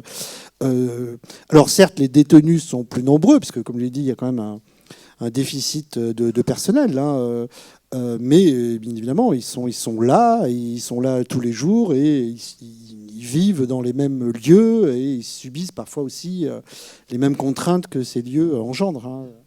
Alors, toujours dans l'idée donc de restituer cette journée à l'ENAP et à la prison de Gradignan, le deuxième temps, l'après-midi, était donc conçu après la levée au drapeau et le déjeuner dans cette cantine gigantesque où ils servent, ils nous ont dit plusieurs milliers de repas par jour à tous ces étudiants et futurs personnels. Donc, l'après-midi était consacré à un exercice un peu de phénoménologie. Bruce a enseigné, a expliqué c'est quoi la phénoménologie. C'est essayer de décrire de manière un lieu qu'on a traversé, soit qu'on l'ait traversé réellement, soit qu'on l'ait traversé imaginairement, mais le décrire non pas d'un point de vue de survol ou comme si de manière fonctionnelle ou par ses qualités, mais justement par l'expérience vécue que l'on fait de cet espace, toujours situé d'un point de vue, etc. Et donc là, il a expliqué ce que c'était, il les a initiés en un sens à la phénoménologie, et après quoi, on les a invités donc à essayer de produire des textes par petits groupes. Ils étaient de nouveau pendant 30-40 minutes par petits groupes d'une dizaine à produire des textes sur de descriptions, que ce soit autour d'un poème, d'un récit, d'un conte, de description de ce que c'était que la prison, son ambiance et son espace. Alors je vous lis quelques textes et puis peut-être j'interrogerai Bruce Bégou sur qu'est-ce qu'il a pensé de cet exercice d'écriture, en un sens phénoménologique, par de futurs ou d'actuels personnels des prisons. Voilà, j'en lis quelques-uns, moi je trouve assez saisissant. Alors celui-ci, il est signé Œilleton, donc l'Œilleton qui est sur toutes les portes des cellules. Le Judas même. Le Judas, oui. Entre dedans et dehors, un œil par ici, un œil par là, témoin des cris et du vent, il scrute le ciel, le sol, les grilles et les murs. Il admire la peine des uns, observe le devoir des autres. Perdu dans cet espace clos, il veille sans cesse. Il ne parle pas, il ne juge pas, il est juste témoin, parfois d'un cri qui s'échappe et d'une vie qui s'écoule. Vous voyez, c'est quand même des textes, en termes même de leur qualité littéraire, sont assez impressionnants. J'en lis quelques-uns. Écrit en une demi-heure, parce qu'ils avaient un temps assez court. C'est pas comme ils avaient eu une semaine. Collectivement. Celui-ci est signé par le groupe. Il devait donner un nom idéalement de signature d'auteur collectif. Celui-ci est signé le maître du temps. Il est 7 heures, tout est calme, mais au fond de moi, tout s'agite. Le calme peut être rompu à tout moment par l'agressivité, la violence ou la mort. Il est 10 heures, la coursive se réveille, commence à parvenir à mon nez des odeurs de tabac. Les plus matinaux sont déjà aux ateliers. Il est 17 heures, alors que dehors tout est calme, à l'intérieur tout s'agite. Promenade, entretien, unité sanitaire, les chemins se croisent. Il est 22 heures, l'OM a marqué, je sens sous mes pieds le sol trembler. S'ensuit un temps d'accalmie, aucun bruit dans les couloirs, mais partout, les fenêtres parlent. Nous ne sommes pas nombreux, mais pourtant, tout peut arriver. J'en lis peut-être encore un, signé Première ambiance. J'imaginais le lieu très froid, les gens se baladent seuls et on se décale quand on croise l'autre. Les odeurs et les bruits surprennent, on est à l'ombre du monde en ces lieux. Ambiance froide et nue pendant une fouille, l'impression d'être nu à l'intérieur. Violence qui se dégage des corps, des attitudes, l'impression de n'être qu'un corps jeté au regard de l'autre. Vous voyez, on était quand même assez stupéfait, hein, de la qualité même littéraire de ces textes. Alors vous êtes un très grand professeur, vous leur avez expliqué qu'il fallait surtout pas faire une description objective, qu'il fallait essayer de palper, de saisir les bruits. C'est pour ça qu'ils sont aussi, ils décrivent des émotions, ils décrivent des sensations. Ça, vous les avez vraiment coachés là-dessus mais ils ont quand même bien répondu à la consigne. Oui, tout à fait. D'ailleurs, ce qui se dégageait, c'était effectivement, vous parliez tout à l'heure de l'ambiance, etc., la solitude, la violence, le caractère brut, froid, nu des lieux. Enfin, justement, ce que je renvoyais un peu au fonctionnalisme architectural, et puis bien évidemment au fait que on a quand même affaire à des gens potentiellement dangereux, et qui plus est, qui sont rendus sans doute encore plus agressifs par le dispositif carcéral, qui, il faut bien le dire quand même, n'aide assez peu à la réinsertion. D'ailleurs, ils l'ont tous dit, quasiment. Hein. J'étais frappé par le fait que même tous les gardiens, etc., n'étaient pas du tout dupes sur le fait que la prison répare. Enfin, ils montraient tous que... Enfin, beaucoup ont dit que la prison est l'école du crime, en fait, que ça n'a aucune fonction de réparation sociale, enfin, jusqu'à présent, et que la plupart du temps, les individus sont là, laissés à eux-mêmes, et que, bien évidemment, au fond, rien n'est fait pour véritablement les réinsérer dans la société. Oui, les textes étaient assez forts, par ce parti pris. Oui, je leur avais dit, voilà, d'éviter une littérature d'idées, quoi. Voilà, de partir de leur expérience, de leurs souvenirs, de leurs sensations, de mettre en scène vraiment des lieux, des objets, de se raccrocher vraiment à des détails, et pas de partir sur des généralités. Et ils ont tous répondu vraiment très bien à la consigne en donnant des textes assez puissants, forts, même parfois encore plus je dirais, poétique que cela, parce que certains utilisaient des dispositifs genre anaphore, peu de dispositifs à la Pérec, etc. Avec, oui. Donc il y avait eu beaucoup de... Et ceci en un temps relativement restreint. Donc vous imaginez ce qu'on pourrait faire si on avait un temps... Je demandais à l'ENAP peut-être d'envisager que ce dispositif-là soit plus pérenne et que ce ne soit pas qu'un one-shot, quoi, comme on dit. Quoi, mais, ouais. Et dans les sensations et les émotions transcrites, dans les textes, mais aussi dans ce qu'on a pu voir, on a été tous les deux assez troublés par cette séance de répétition du moment où il y a un incident dans une cellule et donc ils répétaient le fait qu'ils doivent entrer, mais que c'est vraiment le moment critique de l'ouverture, parce qu'ils peuvent souvent ils se prennent la porte, et donc il y a un nouveau dispositif maintenant, de sorte que la porte puisse s'ouvrir, mais qu'il y a un verrou qui fait qu'elle ne peut pas leur éclater à la tête, parce que c'est souvent ce qui leur arrive. Et ce que moi j'ai senti, c'était que c'était à la fois une grande empathie vis-à-vis de ces semblables qui sont de l'autre côté, qui sont enfermés, dont ils vont avoir la charge, et en même temps une sorte de peur du fait qu'il y a de la violence, qu'il y a peut-être, il y a certainement du mal-être, qu'il y a des gens qui vont se porter, qui peuvent être agressifs. Et donc c'était très ambivalent, à la fois moi ce que j'ai pu ressentir et de ce que j'ai entendu dans ces textes, où eux étaient à la fois dans une très grande empathie et en même temps se demandant mais qu'est-ce qui nous attend ? Pour le dire simplement, c'est quand même, vous imaginez à 3 dans ces cellules-là, enfin, vous devenez fou, quoi. Enfin, je suis pas sûr moi-même que, pourtant, j'ai l'impression d'être un garçon calme. Vous disiez, c'est tout à fait normal que ce soit le moment où on ouvre, c'est normal que ce soit le moment critique. Oui, bien sûr. C'est pas possible. Vous imaginez de ces conditions-là, comment tenir 10 mois, 20 mois, 30 mois, 4 ans.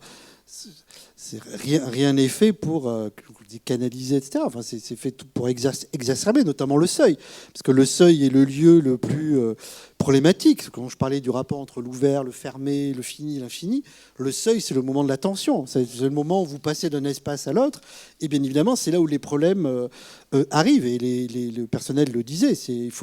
Ils ont tous des protocoles, des gestes à faire au seuil, etc. Parce que quand vous êtes enfermé dans une boîte pendant 12 heures et que vous pouvez sortir, vous êtes comme un lion dans une cage et vous bondissez, quoi. Donc, je crois que c'était oui, il y a quelque chose, je dirais, d'animal, mais pas au sens péjoratif, comme l'a employé un des amis de Sarkozy en disant que nous, on n'est pas des animaux, on n'a pas à aller dans ces lieux-là. Non, mais d'animal au sens organique, quoi. Les grands mammifères que nous sommes ne sont pas faits pour vivre dans des espaces de 9 mètres carrés à 3. Et donc, ce type d'espace-là ne peut que reproduire, voire accentuer les problèmes. Donc, forcément que le seuil est le lieu où la violence peut éclater. Et puis, comme je l'ai dit, les tentatives de suicide, les incendies, etc., des cellules, c'est quotidien. Et ça se reproduit d'année en année, etc. Donc là aussi, quelles sont les réponses apportées à part des grandes injonctions qui visiblement n'ont pas une grande efficacité sur le terrain, mais qui rassurent peut-être tel ou tel type d'électorat. Très bien. Alors, avant de vous laisser interroger Bruce Bégou, je voudrais demander à Paul Emanzoulou de peut-être nous dire du point de vue de la puissance invitante, si je puis dire, qu'est-ce qu'il a retiré de cette expérience de la résidence philosophique, donc à la fois le premier moment de la visite de la prison en compagnie de Bruce, mais surtout de cette journée à l'ENAP. Donc je voudrais vous inviter, Paul, voilà, je vous donne le micro. Merci, cher Martin, cher Bruce, de cette restitution que j'ai trouvée très fidèle. Il y a même des choses que j'avais oubliées, notamment à l'occasion de la visite du centre pénitentiaire de Gradignan.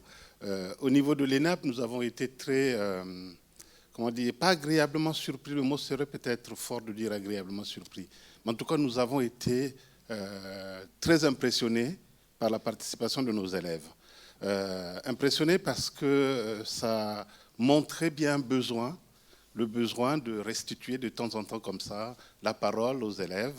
Moi, je suis directeur de la recherche à l'ENAP et au sein de ma direction, j'ai 2 équipes de chercheurs, dont une qui s'appelle l'Observatoire de la formation, qui travaille sur nos élèves pour connaître les publics qui sont formés à l'école, d'où ils viennent, quelles sont leurs motivations professionnelles ou autres.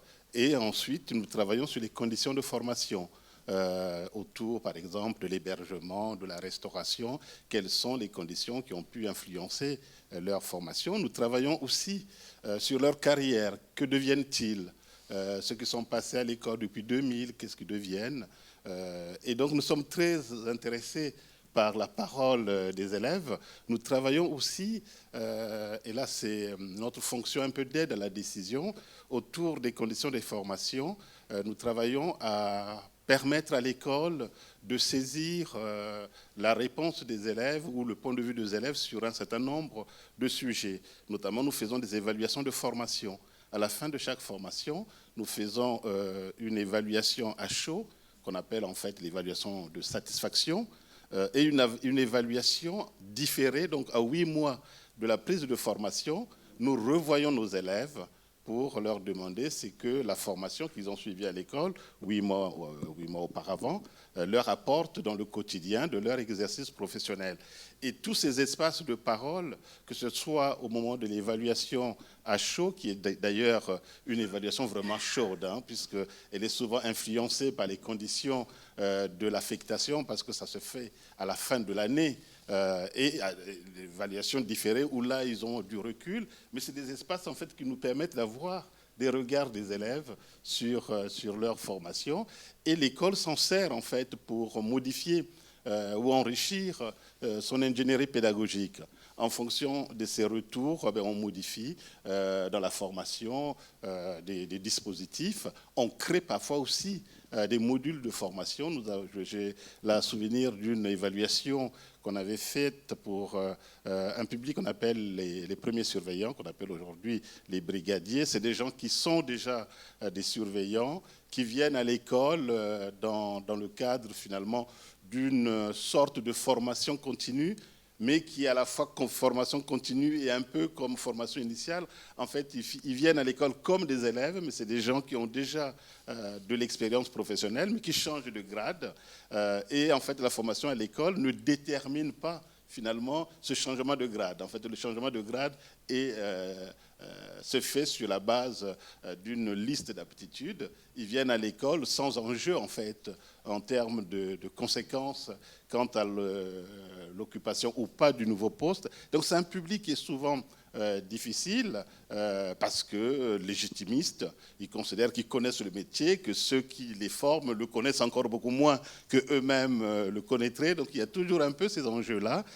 Mais nous avons fait une évaluation différée de ce public qui a donné des résultats absolument intéressants. On s'était rendu compte qu'en fait, à l'école, ils n'étaient pas formés au module de nuit, à gérer en fait les établissements la nuit. Parce que la nuit, c'est eux en fait qui se retrouvent finalement à être les cadres. En réalité, ce sont des professionnels qu'on pourrait appeler des contremaîtres. C'est vraiment entre des positions intermédiaires entre la hiérarchie et les équipes. Ils sont un peu au milieu, mais la nuit, ils se retrouvent en position de cadre. Et cette évaluation différée a amené l'école à changer son dispositif de formation en créant un module nuit. Mais nous avons comme ça beaucoup de dispositifs qu'on a modifiés en tenant compte de la parole de nos élèves. Donc la parole des élèves à l'école est une ressource dont nous avons vraiment besoin. Et cette résidence nous a montré à quel point, finalement, cette parole peut être totalement créative. Et ce qui est intéressant avec cette résidence, c'est que l'école, en venant à Agen, on a dit que c'était une école ouverte, mais l'école avait une autre ambition, c'est de devenir le creuset identitaire unique pour tous les publics formés pour l'administration pénitentiaire, pour tous nos personnels, mais dans un souci de brassage, faire en sorte qu'il y ait de la transversalité. La direction de la recherche que je dirige, moi, a cette fonction aussi de rendre transversales les choses au niveau de l'école. Mais le rythme des promotions, vous avez bien dit que certains commencent, d'autres terminent, et nous avons des promotions qui sont, notamment les surveillants, qui sont des promotions très très nombreuses. On a parfois jusqu'à 800 surveillants en même temps, et on a de petites promotions à côté de directeurs qui vont être 20, qui vont être 18, qui vont être 30. Et on a des conseillers pénitentiaires d'insertion et de probation qui parfois sont de 200, parfois 150 et parfois même moins. Et donc tout ça fait que le brassage est presque difficile ou jamais totalement fait. Et la résidence nous a donné l'occasion de les brasser, et surtout les élèves nous ont fait remarquer que l'une de leurs grandes satisfactions était justement d'avoir eu la possibilité de réfléchir ensemble de manière transversale aux mêmes problématiques. Et ça, au niveau de l'école, nous avons dit qu'il faut qu'on en fasse quelque chose. Il faut qu'on fasse quelque chose de cette résidence où nous réfléchissons à comment justement rendre compte de cette richesse-là, mais aussi il faut qu'on tire encore des leçons par rapport à ce besoin de brassage. Merci Paul. Je salue aussi Guillaume Brie qui est là, qui est intervenu au tout début le vendredi soir sur la sécurité dynamique, d'ailleurs dans le cadre de partenariat avec l'INAP, et qui était avec nous, et je crois peut attester aussi que c'était une journée où on était quasiment surpris de la qualité, pour la première résidence qu'on organisait, voilà, des échanges. Et je sais pas, c'était au-delà du fait qu'ils étaient contents d'être ensemble et de se brasser. Moi, j'ai l'impression qu'ils ont pensé, ils nous ont fait penser. C'est quand même le but d'une résidence philosophique. Voilà, mission remplie. Merci Bruce d'avoir accepté. C'était pas évident. À vous, vos remarques, vos questions, vos interrogations. On a un petit quart d'heure. Oui. Merci. D'abord, un petit sourire, parce que quand j'ai réalisé qu'on vous avait invité en résidence à Agen et que vous étiez finalement retrouvé en prison, ça m'a fait... Voilà. Mais vous avez, notamment dans la première partie de votre exposé, quand vous avez été en maison d'arrêt, vous avez répété au moins 40 fois « j'ai été frappé ». Donc, évidemment, c'est au niveau de l'émotion, j'imagine, que vous n'aviez pas été physiquement frappé, mais je trouve que cette expérience, vous la restituez avec beaucoup d'émotion, et je voudrais savoir si entre entrer et sortir, vous aviez eu une ambiance plus forte ou particulière. Voilà, simplement, entre entrer et sortir. Merci. Alors, je dois dire, j'avais évoqué lors de la journée à l'ENAP, mais j'étais accompagné par Paul, et ma stupéfaction contrastait avec sa joie, parce que lui est un spécialiste de l'univers carcéral, et il était très content de visiter ce nouveau lieu, donc il était amusé par de nouveaux dispositifs, donc lui il était très curieux, comme ça, très jovial, etc. Et moi c'était ma première visite, et au contraire j'étais effectivement plutôt bouleversé. Donc, mais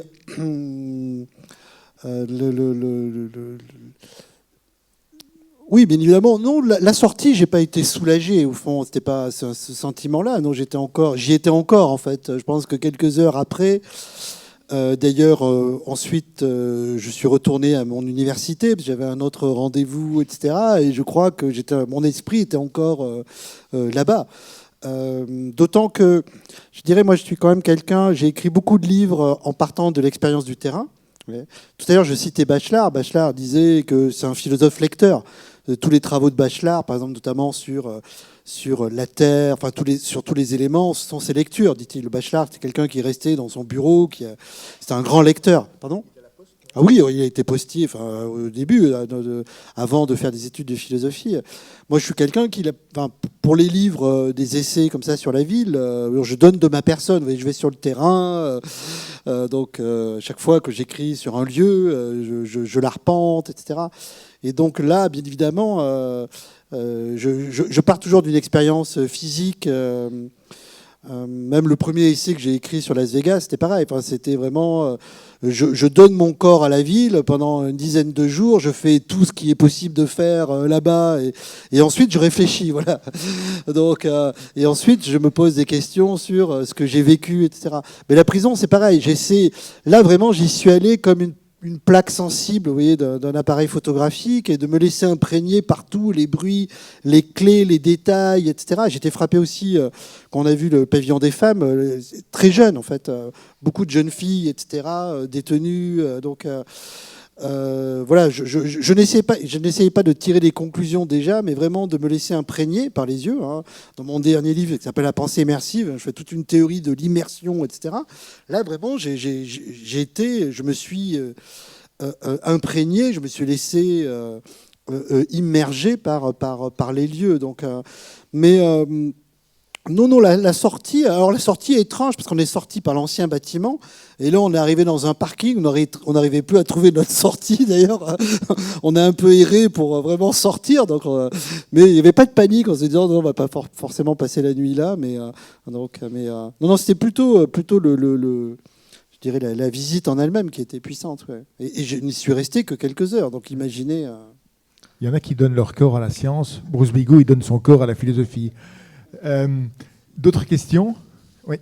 Attendez, on va vous apporter un micro. Monsieur le professeur, est-ce que vous savez où vous êtes ici? À la mairie d'Agen, oui. Une ancienne prison. Ah oui, non, ça je ne savais pas, oui. Oui. Ah, c'était la prison. Ah. Alors, toutes mes excuses, je me suis trompé. je me suis trompé, je retire, pas de problème. La deuxième observation, quand vous êtes rentré dans la prison de Gradignan, est-ce que vous n'avez pas été surpris, parce que moi, ça m'a toujours frappé à l'occasion de mes diverses visites en prison, c'est l'odeur. Alors, vous êtes avocat, vous êtes... Non, je ne dirai pas ce que okay. je sais. Non, j'avoue là que c'était assez aseptisé, les odeurs. Ah oui. Non, ça m'a pas marqué. Par contre, ce qui m'a marqué, c'est que dans le nouveau bâtiment, beaucoup des détenus jettent plein de détritus par la fenêtre. Oui. Et donc ça m'a marqué parce que ça crée... Donc il y a des filins, et donc tout reste dans les filins. Et alors ça crée des choses, soit on les interprète, on a l'impression que c'est une installation d'art contemporain, vous voyez. Donc ça m'a vraiment frappé comme détail. Alors tout de suite la directrice nous a dit non mais ça c'est les hommes parce que les femmes sont beaucoup plus soigneuses, etc. C'est peut-être vrai, hein, mais ce qui m'a vraiment frappé, c'est ça, c'est le fait que c'est dans ce bâtiment hyper fonctionnel, hyper aseptisé, hyper propre, etc. La seule chose qui relevait de la saleté était ces jets de... Alors d'ailleurs, je pense que c'est pas que des déchets, c'est aussi un geste intentionnel, parce qu'il y a beaucoup de papier mâché qui est jeté, etc. Et donc ça crée, quand vous rentrez dans ce bâtiment, donc il y a des filins de protection, et tout s'accumule sur ces filins, et donc vous avez comme ça une sorte d'œuvre de Louise Bourgeois, ou comme ça, ça m'a vraiment frappé, ça. Ouais. Et enfin, aussi, voilà. Dernière observation, vous avez tout à l'heure, par rapport à la directrice, trouvé presque inconvenant qu'elle entre dans les cellules. Oui. Sans frapper. C'est simplement une mesure de sécurité, oui, pour éviter que le détenu ne fasse quelque chose et le temps de faire en entendant le toc-toc et d'attendre entrer. Oui, sans doute. Voilà. Sans doute, il doit bien y avoir une raison derrière. Mais... Oui, non, mais il y a une raison, ce n'est pas l'impolitesse. Oui, mais il pourrait y avoir d'autres. Il pourrait y avoir un dispositif sécuritaire qui permettrait de ne pas rentrer inopinément. Pour moi, c'était une sorte de violence, d'intimité. Oui, c'est de rentrer comme ça. Merci, monsieur. Une question je rebondis sur ce qu'a dit monsieur. Première question. Moi, j'habite à Béziers, et à Béziers, il y a une ancienne prison qui est juste à côté de la cathédrale, et avec une vue sur la campagne bitéroise autour, et qu'ils ont transformé en hôtel-restaurant. Et les cellules sont devenues des chambres d'hôtel. J'avoue que j'ai été assez tourmenté d'avoir visité ça. Et ça donne une impression assez bizarre, avec des inscriptions sur les murs, avec des... Voilà. Oui, c'est d'ailleurs là à Gradignan, l'ancien bâtiment, donc qui va être abandonné progressivement en 2026. Il y a déjà un projet de rénovation immobilière parce que c'est vraiment dans la banlieue proche, relativement proche de Bordeaux, donc le foncier doit quand même être assez important. Et alors à Gradignan, c'est en fait une prison au milieu d'une zone pavillonnaire. Donc là aussi, c'est un peu étrange parce que la semaine dernière, j'étais à côté de Sète. On est passé à côté d'une prison, mais qui est vraiment quasiment au bord de la Méditerranée. Donc on suppose quand même qu'il y a une vue qui peut donner sur la mer. Là, bon, ça vous donne sur le cauchemar climatisé dont parlait non pas Orwell, c'était l'écrivain américain. Celui de... Non, c'est pas Bukowski, c'est celui qui a écrit les romans érotiques avec Anaïs Nin, etc. Plexus, Miller, voilà. Donc c'est et d'ailleurs il y a assez peu de visibilité parce que les fenêtres sont très hautes, donc vous devez monter quand même sur votre table pour voir, etc. Donc oui, alors il peut y avoir une rénovation, mais bon, un Formule 1, un hôtel, voilà, les low cost, ça, c'est pas très très différent d'une cellule, hein, d'ailleurs, c'est vrai. Enfin, architecturalement parlant. Mais est-ce que vous ne trouvez pas qu'on devrait imposer à toutes les personnes qui prennent des décisions d'emprisonnement, non, sérieusement, de passer une journée en prison? Alors, aux assises, c'est pas le cas. Mais pas aux assises. Aux assises, c'est pas le cas, par exemple. Ouais. Bah, disons que, bon, oui, il y a une forme, je dirais, l'empirisme est une bonne chose, hein, d'une certaine manière. Hein, quand vous faites l'expérience de quelque chose, vous pouvez en parler. Hein, donc, quand vous avez fait l'expérience d'un lieu, d'une pratique, d'un métier, vous en parlez d'une manière qui, déjà, est un peu plus réaliste. Hein. Parce que tout souvent, nous, philosophes, on nous taxe d'irréalistes, etc. Enfin, on oppose les réalistes, etc. Mais souvent, les discours pseudo-réalistes que j'entends sur la prison me semblent assez irréalistes par rapport au réalisme, justement, des gens qui sont sur le terrain. Donc il y a réalisme et réalisme. Oui. Donc oui, il me semble que pour parler d'une chose, encore faut-il en avoir fait l'expérience. Hein. Bon, je dis souvent à mes étudiants, ce que j'appelle... le principe de l'ananas chez Hume, hein, quand vous voulez savoir le goût de l'ananas, il faut goûter l'ananas pour savoir quel goût il a. Parce que sinon, essayer de décrire le goût de l'ananas à quelqu'un qui n'a jamais goûté, vous n'allez pas vraiment lui faire ressentir ce qu'est le goût de l'ananas, simplement par une description en disant oui, c'est amer, mais c'est un peu acide, c'est bon. Ça, c'est sucré, ça peut correspondre à différentes choses. Donc là, oui. Alors, bon, visiblement, oui, c'est... Et puis, oui, alors peut-être que ça va changer, parce que, comme je l'ai dit, l'actualité a fait que...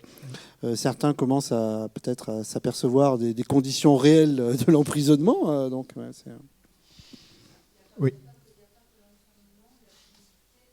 Attendez, madame, on distribue la parole. Vous allez recevoir un micro et puis vous pourrez poser votre question. Oui, en fait, au-delà de la promiscuité et des conditions matérielles, moi, ce qui me peine davantage, c'est peut-être d'être à côté de personnes violentes ou qui raquettent.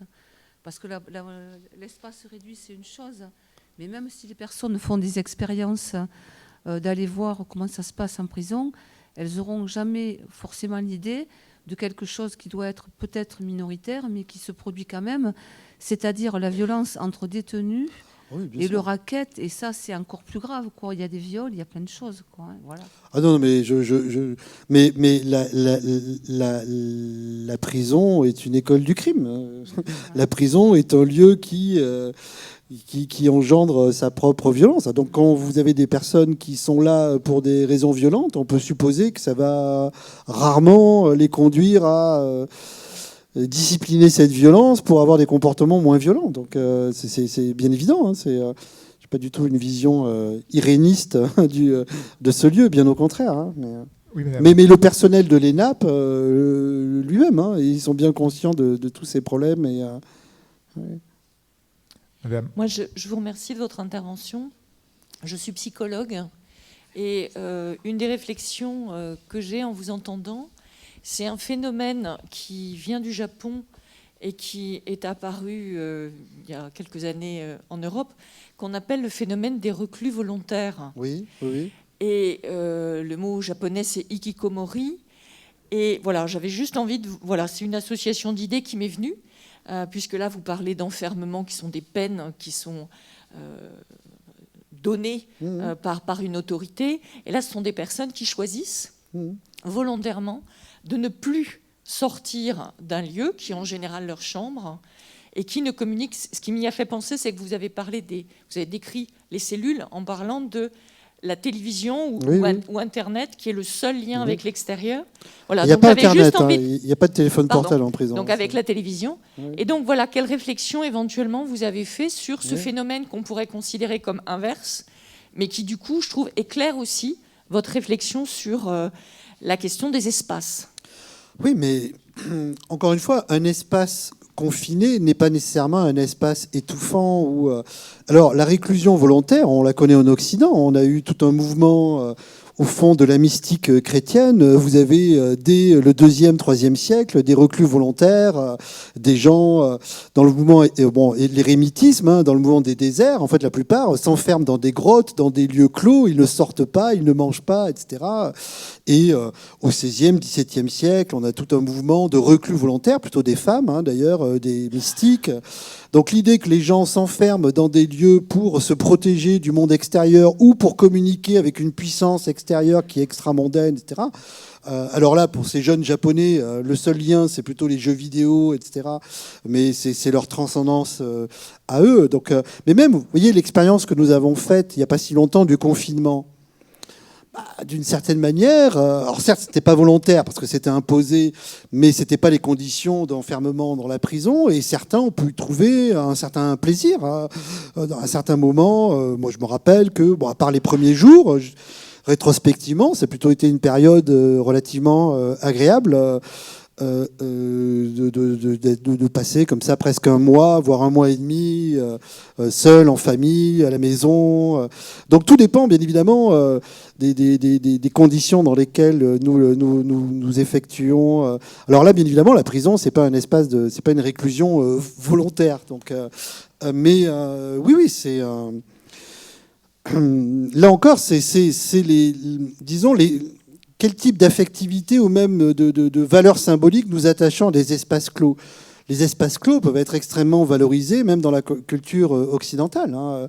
Le premier espace clos, c'est le jardin d'Éden, c'est l'ortus, c'est le jardin fermé, etc., et qui pour nous relève de quelque chose de paradisiaque, quoi. Et dans notre culture, beaucoup d'espaces clos sont comme cela, associés à, pour reprendre les exemples de Bachelard, plutôt à la protection, au nid, à l'intimité, à la chaleur, etc. L'espace extérieur étant l'espace justement dangereux, de l'exposition. Donc, mais voilà, c'est pas que l'espace lui-même. Vous voyez, c'est toujours. En fait, pour penser l'espace, il faut toujours penser le type de rapport que nous avons avec l'espace. Ouais. Donc en fait, il n'y a pas d'un côté des espaces objectifs et de l'autre des individus avec leur vécu, etc. Non, à chaque fois, ce sont toujours des échanges, des interactions. C'est ce qu'un des élèves de Bachelard, Durand, dans les structures anthropologiques de l'imaginaire, appelle le trajet anthropologique. L'homme, c'est toujours quelqu'un qui échange avec son milieu et il n'y a jamais d'un côté le milieu, de l'autre côté les hommes. Il n'y a pas d'un côté des espaces clos et de l'autre côté des vécus. Non, ce sont des conglomérats d'expériences que nous, par facilité, nous distinguons d'un côté des éléments objectifs et de l'autre côté des vécus. Donc là, on peut bien distinguer des espaces clos, etc. Mais en fait, c'est l'attitude que nous avons, c'est une expérience unique par rapport à notre attitude, par rapport à ces espaces. Donc ils peuvent être vécus soit comme des espaces rassurants, soit comme des espaces étouffants, asphyxiants et pathogènes, je dirais. C'est ça l'ambiance que vous appelez l'ambiance, le fait que tout espace... L'ambiance n'est pas la couche psychologique que l'on met sur l'espace. Non, c'est une unité d'expérience indissociable qui est liée, bien évidemment, qu'ensuite on peut distinguer avec des éléments objectifs et des éléments subjectifs, si l'on veut, des vécus, etc. Mais sur le moment, ce n'est pas du tout vécu comme cela. Sur le moment, c'est vécu comme un rythme, une sorte d'unité d'expérience qui vous imprègne et que vous vivez à l'unisson de cet espace-là. C'est pour ça que l'une des actions des détenus, c'est de détruire l'espace dans lequel ils sont, parce que cet espace pour eux est un espace pathogène. Donc, ils mettent le feu, ils le dégradent, etc. Donc, et on connaît tout cela, mais bon... Le problème, c'est que les réponses que nous y apportons ne semblent pas, pour l'instant, très satisfaisantes. Une dernière question au fond, merci. Merci monsieur, bonsoir à tous. Moi j'ai une vision très précise un peu du milieu carcéral parce que je travaille pour le ministère de l'Intérieur. Et je voudrais aborder juste une question de sécurité. C'est vrai que tout à l'heure vous avez fait allusion aux magistrats pour aller visiter les prisons, peut-être avant un jury d'assises, enfin un procès d'assises. Aujourd'hui on est rentré dans une nouvelle... forme de société avec beaucoup de violence, et ce qu'on a vu l'an dernier à Ancarville, du côté de Rouen, ce n'est plus acceptable. Et sans vouloir opposer d'un côté la population pénale placée sous main de justice et de l'autre côté le personnel de surveillance qui fait ce qu'il peut pour assurer une mission de sécurité très importante pour ce pays, il faudrait aujourd'hui tout de même essayer de faire évoluer les choses au niveau des magistrats, et notamment au niveau c'est dans le code de procédure pénale, de les faire au moins... ou se déplacer en prison lorsqu'ils veulent voir un détenu, ou alors le faire en visioconférence, et d'éviter de sortir des détenus à tour de bras chaque jour, notamment pour l'Île-de-France, que je vois là-haut, et ce qui peut amener un certain nombre de problèmes, et notamment de mettre en danger la sécurité du personnel. Il faut y penser. Alors, il y a la population pénale d'un côté, c'est vrai, mais il faut penser aussi aux surveillants qui travaillent dans les prisons. D'ailleurs, le point que vous évoquez a été évoqué lors de la journée de l'ENA, puisqu'on a parlé justement de ça. Ils sont formés maintenant, effectivement, pour accompagner en fait, les détenus lors de leur interrogation par un juge, etc. Alors qu'avant, c'était la police qui faisait cela. Et donc, cette compétence a été transférée au personnel pénitentiaire. Et c'est justement souvent une des activités les plus problématiques pour eux. Parce que vous voyez, encore là une fois... Au fond, l'espace fermé de leur prison les rassure. Mais quand ils doivent transporter des détenus en dehors, ils se sentent beaucoup plus vulnérables. Vous voyez. Donc, alors, je ne peux pas en parler parce que je ne suis pas du tout spécialiste de la question, mais je me rappelle que lors de la journée de l'ENAP, ce point a été évoqué parce qu'effectivement, maintenant, ce sont les surveillants, etc., qui font ces missions de sortie. Et pour eux, vous voyez, encore une fois, par rapport au danger, à la dangerosité, là, l'espace du dehors leur semble plus dangereux que l'espace du dedans. C'est-à-dire ils savent faire en prison, mais quand ils doivent accompagner ces détenus à l'extérieur, ils se sentent effectivement plus en danger, plus vulnérables. C'est paradoxal. Et juste pour terminer, c'est vrai qu'en 2004, c'était, je crois, Dominique Perben qui était garde des Sceaux. Ils ont décidé de sérigraphier les véhicules, alors qu'avant, ils faisaient des transferts avec des véhicules banalisés. Aujourd'hui, il y a marqué administration pénitentiaire, de sorte que, en cas d'attaque, ceux qui veulent vous attaquer, vous identifient assez rapidement. Très bien. Merci il faudrait peut-être revenir en arrière. Information. Alors, je voudrais remercier très très vivement à la fois l'ENAP en la personne de Paul Monzoulou, de Guillaume Ry, qui sont là, d'avoir rendu possible, et bien entendu les rencontres, Michel Serres, d'avoir rendu possible cette résidence. Ça a été de l'énergie du travail, ça a été la bonne volonté de Bruce Bégou, mais de mon point de vue, c'est vraiment une expérience qu'on s'apprête à réitérer. Ce ne sera pas tous les ans à l'ENAP et dans la prison. Il y aura d'autres aventures, parfois un peu moins bouleversantes et un peu moins pénibles peut-être, mais c'était très très riche. Merci Bruce d'avoir participé à l'aventure. Merci de votre attention. Bruce dédicace ses livres, en particulier le dernier consacré à l'ambiance qui est passionnant. C'est dans la librairie là, qui est dans le dôme juste derrière nous. Si vous avez d'autres questions à lui poser, vous pouvez lui poser, mais surtout vous pouvez vous procurer son livre. Merci beaucoup Bruce Bégou. Bonne continuation.